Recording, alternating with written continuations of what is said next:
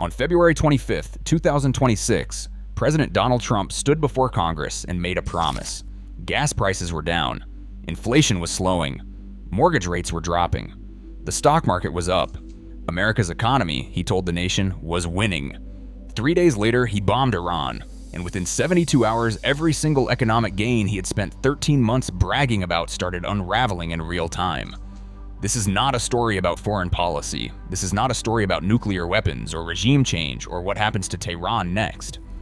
This is a story about your wallet, your gas tank, your grocery cart, your mortgage, your airline ticket, and the very specific, very measurable ways that a war 6,000 miles away is already reaching into the pocket of every single American, whether they have been paying attention to the news or not.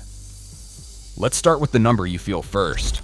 On the morning of February 28, 2026, the national average price for a gallon of regular unleaded gasoline in the United States was $2.92. That was the lowest it had been in over a year. Trump had pointed to that number in his State of the Union address 3 days earlier as proof that his energy agenda was working. By Tuesday, March 3, 2026, the national average had hit $3.11 a gallon, an 11-cent jump overnight, the biggest single-day price increase since Russia invaded Ukraine in 2022. By Wednesday, it was $3.20. By Thursday, it was climbing toward $3.25. In 4 days, every penny of progress on gas prices that the Trump administration had spent over a year achieving was gone. Not reduced, gone. And according to analysts at GasBuddy, it is not done climbing. They projected another 20 to 55 cents per gallon in the next 1 to 2 weeks. Assuming the conflict stays where it is, if it escalates, that number goes higher.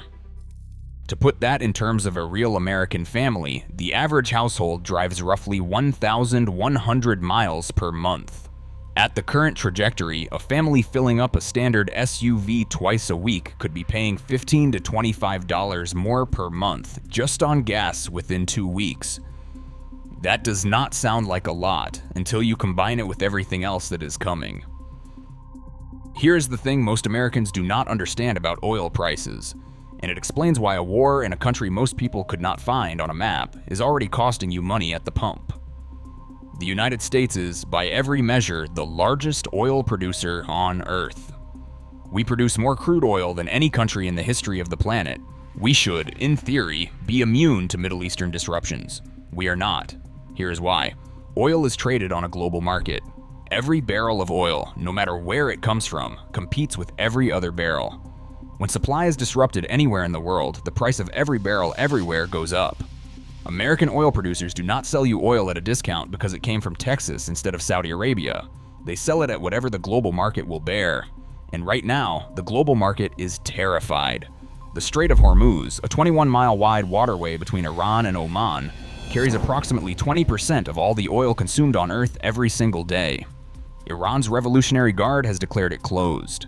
Commercial shipping companies have pulled out. As of today, the U.S. Navy has offered to escort tankers through the strait. Not a single shipping company has taken them up on the offer. The insurance premiums alone make the transit economically unviable. Brent crude, the global benchmark, has surged from $72 per barrel before the strikes to over $80 per barrel today. If the strait stays functionally closed and Saudi infrastructure continues taking Iranian drone hits, analysts are not talking about $90 oil. They are talking about $100 oil. Some are saying $120 per barrel in a worst-case scenario. For every $10 increase in the price of oil, the U.S. inflation rate rises approximately 0.15%, according to Mark Zandi, chief economist at Moody's Analytics. Oil is already up $8 per barrel in less than a week. Do the math. Now let's talk about what gas prices actually mean for the rest of your life, because most people think this stops at the pump. It does not. It does not come close. Every single product you buy at a grocery store was delivered by a truck. That truck runs on diesel. GasBuddy is projecting diesel prices could surge from $3.71 per gallon to between $4.25 and $4.45 per gallon in the short term. When diesel gets more expensive, trucking companies add fuel surcharges. Those surcharges get passed directly to the retailers receiving the shipments. Those retailers pass them directly to you. This is not speculation. This is the standard economic transmission mechanism that has played out in every oil shock in modern history. Milk, bread, eggs, meat, produce, everything that arrived at your supermarket on a truck, It gets more expensive when diesel gets more expensive. The timeline is not months, it is weeks. Some economists are saying the effect hits grocery prices within 6 to 8 weeks of a sustained oil spike. And it is not just groceries. It is your Amazon package. It is your furniture delivery. It is the restaurant that had its ingredients shipped in. It is the contractor whose materials arrived on a flatbed. The economy runs on diesel, and diesel is getting significantly more expensive right now, today, while you watch this video. One commodity analyst told NPR this week that it is like an immediate, unwanted tax hike, because it's going to pinch discretionary spending in other places. It's inflationary, and it's never good. Then there are the airline tickets. Jet fuel costs account for roughly 20 to 30% of an airline's total operating costs. When oil prices spike, airlines have two choices: absorb the loss and destroy their margins, or pass the cost to passengers in the form of higher fares and fuel surcharges. They always choose the second option, always. United Airlines stock dropped 6% in the first days of the conflict. American and Delta followed.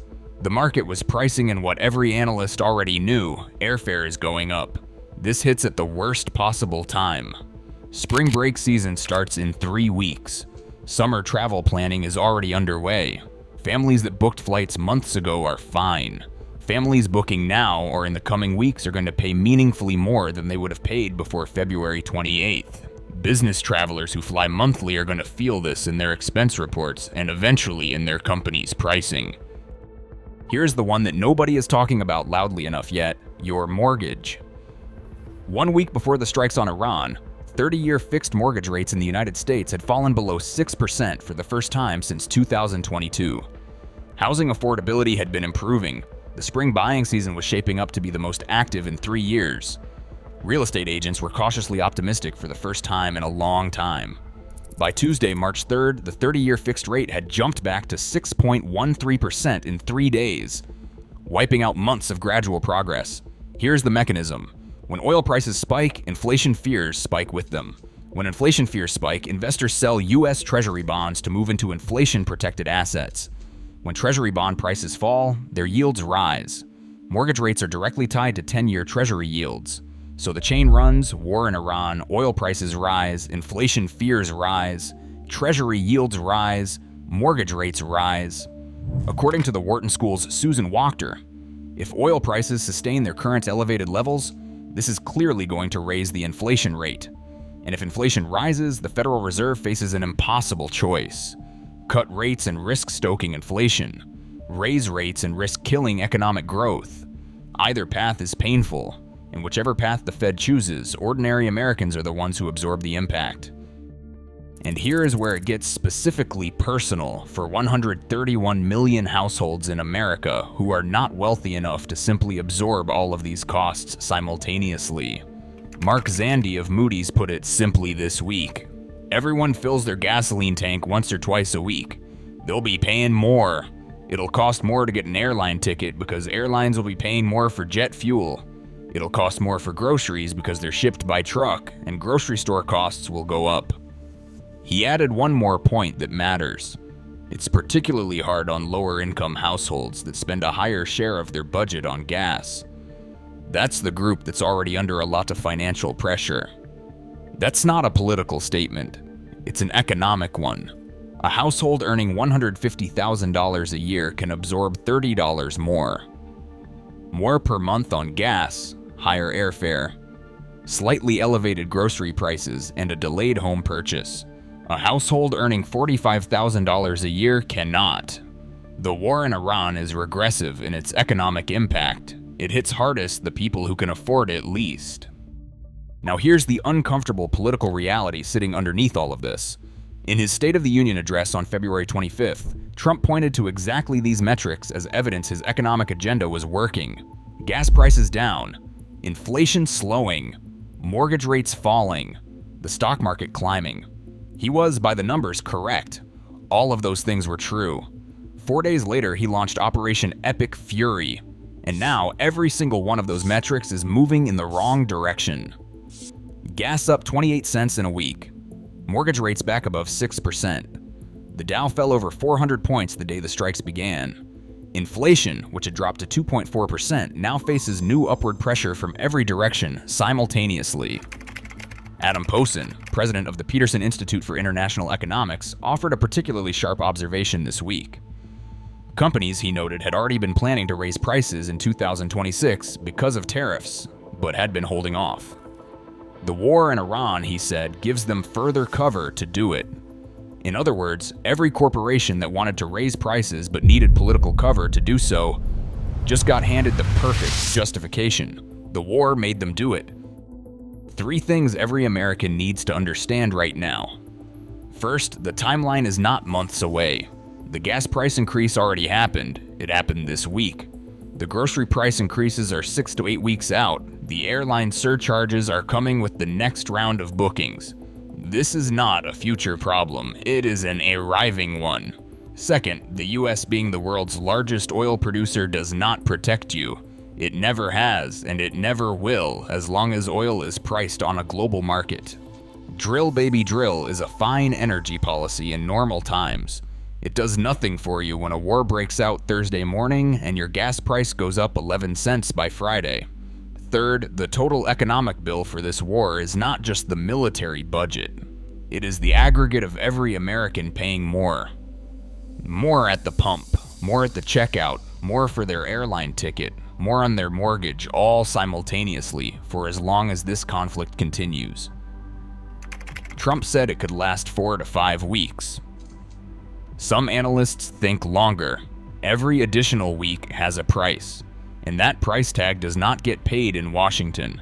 It gets paid at 40,000 gas stations across America by ordinary people who had nothing to do with the decision to launch Operation Epic Fury.